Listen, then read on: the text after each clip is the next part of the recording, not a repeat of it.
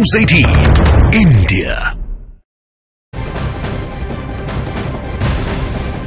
PM Modi आज जम्मू कश्मीर के दौरे पर जाएंगे। जम्मू कश्मीर में धारा 370 हटने के बाद पीएम मोदी का ये जम्मू का पहला दौरा है, जहां पीएम मोदी विकास से जुड़ी कई सौगात जम्मू को देंगे। पीएम मोदी 30,000 करोड़ रुपए से ज्यादा की कई विकास परियोजनाओं का उद्घाटन और शिलान्यास करेंगे। PM Modi AIIMS Jammu, IIT Jammu, IIM Jammu को भी राष्ट्र को समर्पित करेंगे। साथ ही 3 IIM, 3 IIT देश को समर्पित करेंगे। पीएम कश्मीर को पहली इलेक्ट्रिक ट्रेन की सौगात देंगे। सुबह 11:30 बजे जम्मू में होने वाले रैली में पीएम मोदी जम्मू कश्मीर के 1500 कर्मचारियों को नियुक्ति पत्र भी बांटेंगे।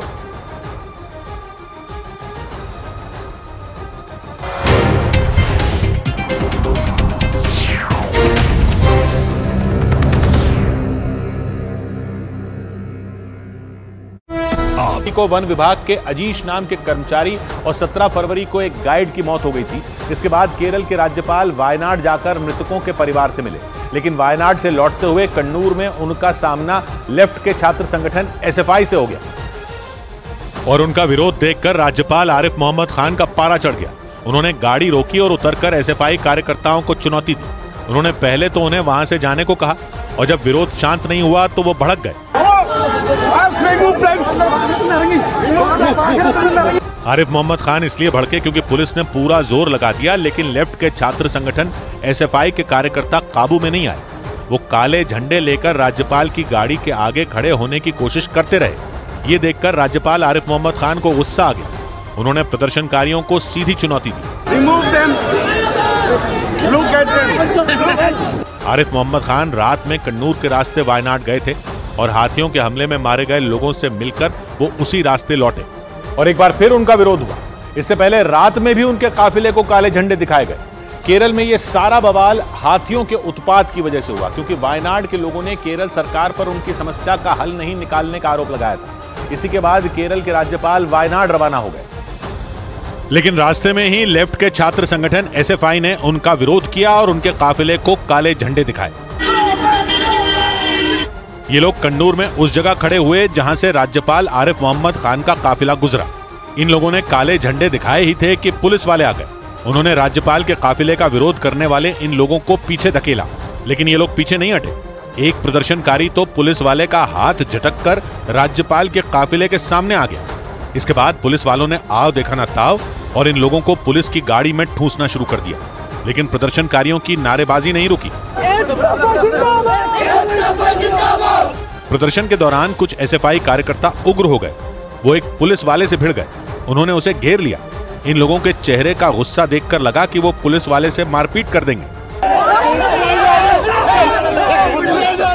केरल के कन्नूर में ये सारा बवाल तब हुआ जब राज्यपाल आरिफ मोहम्मद खान कन्नूर के रास्ते वायनाड जा रहे थे, लेकिन उनका काफिला वायनाड पहुंचता उससे पहले ही SFI कार्यकर्ताओं ने बवाल कर दिया।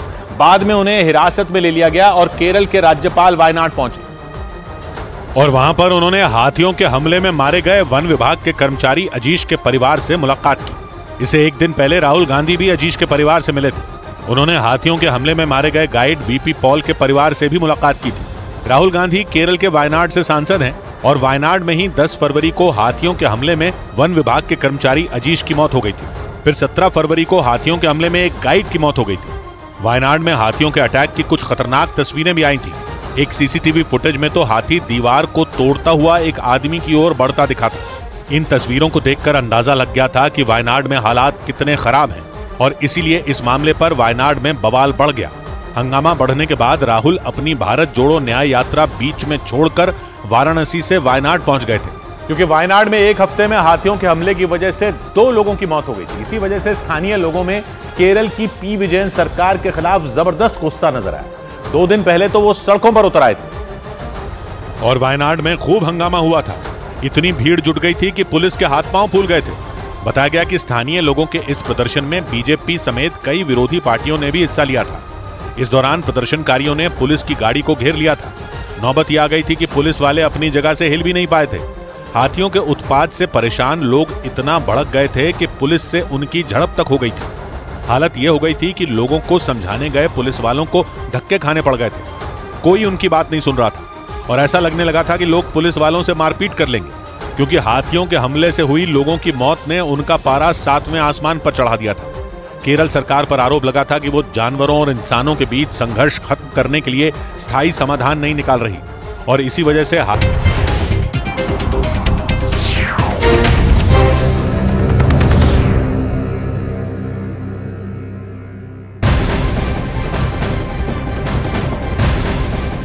एक ब्रेकिंग न्यूज दिल्ली से आ रही है। कांग्रेस के वरिष्ठ नेता कमलनाथ अपने बेटे नकुलनाथ को कांग्रेस में बने रहने का संदेश देने के बाद आज बेंगलुरु जाएंगे। वहां वो अपने धर्मगुरु से मुलाकात करेंगे। खबर यह भी है कि वो आज होने वाली मध्य प्रदेश कांग्रेस की बैठक में शामिल नहीं हो पाएंगे।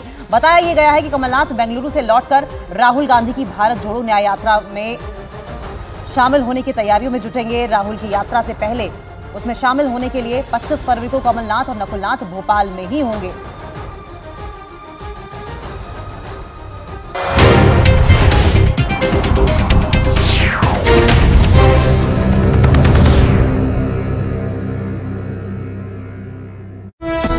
मुद्दे ने तूल पकड़ लिया और राहुल गांधी के बाद केरल के राज्यपाल भी वायनाड पहुंच गए, क्योंकि केरल के जिन 4 जिलों में जंगली जानवरों के हमले का खतरा है उनमें वायनाड का नंबर सबसे आगे है। इसके अलावा कन्नूर, पलक्काड और इडुक्की पर भी संकट है। उधर कांग्रेस नेता सज्जन वर्मा ने कमलनाथ और उनके बेटे के बीजेपी में जाने की अटकलों पर विराम लगा दिया। कांग्रेस नेता और कमलनाथ के करीबी माने जाने वाले सज्जन वर्मा ने दावा किया कि कमलनाथ और उनके बेटे नकुलनाथ पार्टी नहीं छोड़ेंगे। कांग्रेस में हैं, कांग्रेस के हाईकमान है, खुद वो वरिष्ठ नेता हैं। दिल्ली पुलिस ने अवैध हथियारों की सप्लाई करने के आरोप में एक आदमी को गिरफ्तार कर लिया। पुलिस ने उसके पास से 12 पिस्तौल जब्त करने का भी दावा किया। पुलिस के मुताबिक आरोपी 200 से ज्यादा पिस्तौलों की सप्लाई कर चुका है। कलकत्ता हाईकोर्ट ने बीजेपी नेता शुवेंदु अधिकारी को शर्तों के साथ संदेश खाली जाने की मंजूरी दे दी।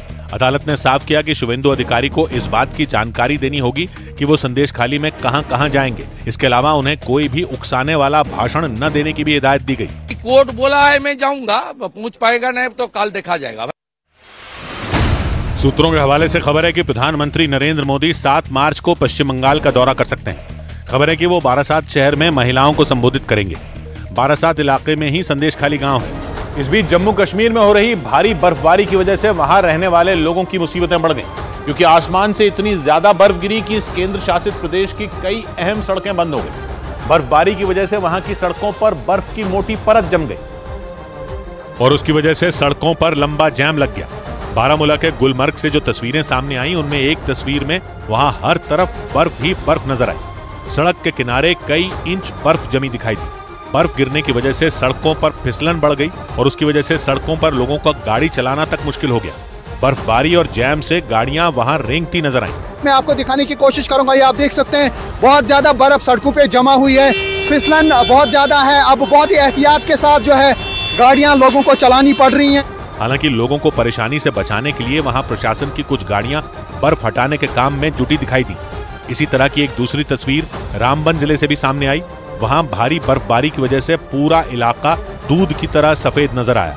आसमान से इतनी ज्यादा बर्फ गिरी कि मकान, होटल, पेड़ पौधे और कार की छतें बर्फ से ढक गईं।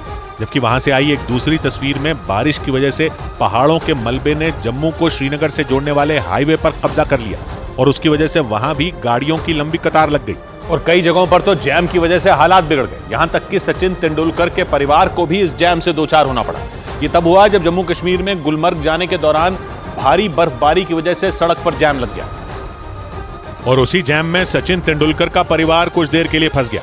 वहां से जो तस्वीरें सामने आई उनमें एक तस्वीर में सचिन की कार बारामूला के तंगमर्ग इलाके में बर्फबारी की वजह से लगे जैम में फंसी दिखाई दी। तो आप देख सकते हैं सचिन तेंदुलकर जो है ये गुलमर्ग की तरफ जा रहे हैं पूरी फैमिली के साथ और यहाँ पे अभी ये तंगमर्ग पहुंचे हैं। सज्जन जी, कैसा लगा कश्मीर? सचिन अपनी कार में अकेले नजर आए, जबकि उनकी पत्नी अंजलि और उनकी बेटी सारा ठीक उनकी कार के पीछे चल रही एक दूसरी कार में बैठी दिखाई दी। सारा जी, कैसा लग रहा है यहाँ पे? प्लीज, कैसा लगा Kashmir? I want to know. Sara ji, कैसा लगा Kashmir? Ma'am please, news ma'am. बर्फबारी की वजह से सड़क पर गाड़ियों की लंबी लाइन दिखाई दी। हालांकि बाद में पुलिस के जवानों ने सचिन और उनके परिवार को जैम से बाहर निकाल लिया। लेकिन लोगों की मुसीबतें यहीं खत्म होती नहीं दिख रही, क्योंकि मौसम विभाग ने 20 और 21 फरवरी के लिए पहाड़ी राज्यों में भारी बर्फबारी का अलर्ट जारी कर दिया। मतलब आने वाले 2 दिन जम्मू कश्मीर और दूसरे पहाड़ी राज्यों के लिए परेशानी भरे हो सकते हैं। जबकि पिछले कुछ दिनों से जम्मू कश्मीर में आसमान से बर्फ की शक्ल में आफत बरस रही है। सिर्फ बारामूला और रामबनी नहीं, बल्कि कुपवाड़ा और उधमपुर समेत दूसरे कई जिलों में भी बर्फबारी ने लोगों का जीना मुहाल कर दिया। आसमान से इतनी ज्यादा बर्फ गिरी कि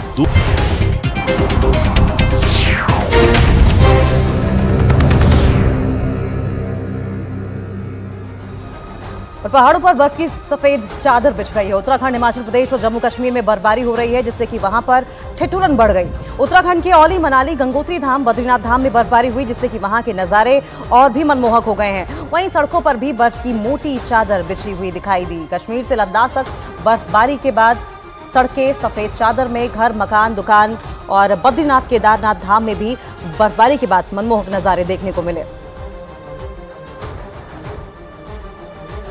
तो पहाड़ पर बर्फबारी की वजह से सफेद चादर बिछी हुई दिखाई दी है। जहां पर्यटकों के चेहरे खिले हुए हैं, वहीं पर्यटन व्यापारियों के चेहरे और ज्यादा खिले हुए हैं। फिलहाल उत्तरकाशी का रुख इस वक्त पर्यटक कर रहे हैं। पहाड़ों पर बर्फ की सफेद चादर। उत्तराखंड, हिमाचल प्रदेश और जम्मू कश्मीर में बर्फबारी हो रही है, जिससे कि वहां पर ठिठुरन और ज्यादा बढ़ गई है। हालांकि पर्यटक खुश दिखाई दे रहे हैं। स्नोफॉल का लुत्फ उठाते हुए पर्यटक दिखाई दिए। उत्तराखंड के औली में, मनाली में, गंगोत्री धाम में, बद्रीनाथ धाम में बर्फबारी हुई और इसके बाद से वहां के नज़ारे और ज़्यादा मनमोहक हो गए।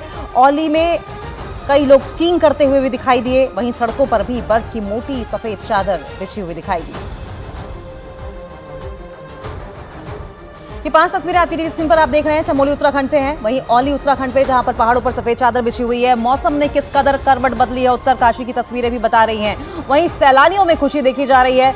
बर्थडे मनाकर गुलमर्ग, जम्मू कश्मीर में इस बर्फबारी को भी सेलिब्रेट किया गया।